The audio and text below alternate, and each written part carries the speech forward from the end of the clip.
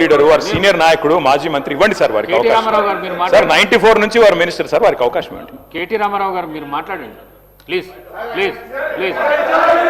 Correct కాదు కదా sir. Speaker sir ఇస్తాను మీ తర్వాత ఇస్తాను సార్. మాజీ మంత్రి బలహీన వర్గాల నాయకుడు హైదరాబాద్ లో పెద్ద నాయకుడు మీరు ఈ రకంగా దయచేసి వారిని అవమానించకండి దయచేసి వారికి మైక్ ఇవ్వండి సార్. మంత్రులకు ఎప్పుడు అడిగితే అప్పుడు ఇస్తున్నారు వారికి సంబంధం కూడా లేదు ఆయనకి ఇచ్చేసినారు. మా నాయకుడు అడుగుతున్నాడు ఇవ్వండి సార్. మా డిప్యూటీ లీడర్ గారు అడుగుతున్నారు ఇవ్వండి సార్.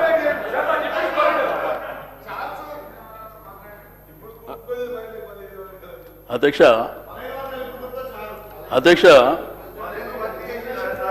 ఈ శాసనసభలో స్పీకర్ గారు అనేది ఒక పార్టీకి సంబంధించి కాదు అధ్యక్ష, మా అందరికీ స్పీకర్ మీరు. అందుకే మీకు మైక్ ఇచ్చాను. నేను చెప్పాను తినండి సార్. నేను చెప్పాక మాట్లాడండి. మీరు ఈ సభకు స్పీకర్ సార్.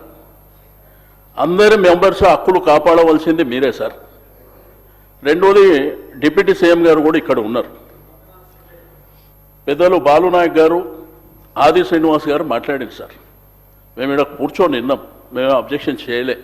మేము మధ్యలో మైక్ అడిగి ఏదో ఆయన మాట్లాడుతుంది తప్పు అనేటువంటిది మేము చెప్పలేదు సార్. ఇప్పుడు మా వరకు వచ్చినప్పుడు గవర్నర్కు ధన్యవాదాలు చెప్పే తీర్మానం ప్రకారము మా సభ్యుడికి అవకాశం వచ్చింది సార్. ఇప్పుడు రిప్లై చెప్పేటువంటి అధికారం ముఖ్యమంత్రి గారికి లేకపోతే డిప్యూటీ సీఎం గారికి ఉంది. కాబట్టి మా సభ్యులు చెప్పినటువంటిది మీరు దయచేసి వినాలి. మీరు ప్రతిసారి ఇంటర్వ్యూన్ అయిననుకో మీరు అక్కడి వైపు నుంచి ఇంటర్వ్యూన్ కావడం మేము ఇక్కడి నుంచి ఇంటర్వ్యూన్ కావడం అది సభ మర్యాదలో కూడా కరెక్ట్ కాదు. మీరు గుర్తుంచుకోవాలి సార్. నేను దయచేసి స్పీకర్ గారు రిక్వెస్ట్ చేసేది మీరు మా హక్కులను కాపాడాలి అంతే. మీరు అడిగారు కాబట్టి మేము ఇచ్చినాం అది కాదు కదా సార్. అది రైట్ రాయల్గా మాకు రావాల్సినటువంటి హక్కు సార్ అది.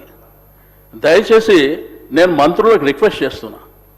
ఇప్పుడు సభ్యులు అంటే తెలుసో తెలియక కొత్త పాత ఉంటారు, ఏదో అరుస్తుంటారు, కామెంట్ చేస్తారు, ఇటువైపు అటువైపు జనరల్గా జరుగుతుంది. కాబట్టి మంత్రులు జర బాధ్యతగా దయచేసి సభ్యులు మాట్లాడేటప్పుడు మీరు నోట్ చేసుకోండి. ప్రతిసారి ఇంటర్వ్యూన్ అయితే సభకు మర్యాద గౌరవం ఉండదు సార్. లాస్ట్ టైం కూడా అదే జరిగింది.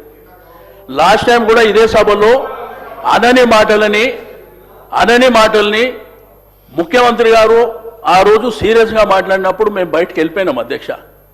కనీసం ఇక్కడ ఉన్నటువంటి చీఫ్ విప్పుల బాధ్యత ఏంది అధ్యక్ష? ప్రతిపక్షాల దగ్గరకు వచ్చి మాట్లాడి ఇట్లా కాదు ఇది స్పీకర్ గారు పంపించారని చెప్పాలి. అది కూడా జరగలే. కాబట్టి నేను దయచేసి మీకు రిక్వెస్ట్ చేసేది మీరు మా హక్కులను కాపాడాలి. ఇందులో ఉన్నటువంటి ప్రతి సభ్యుడు including chief minister, opposition leader ప్రతి ఒక్కరు కూడా సభ్యులే అధ్యక్ష ఇక్కడ.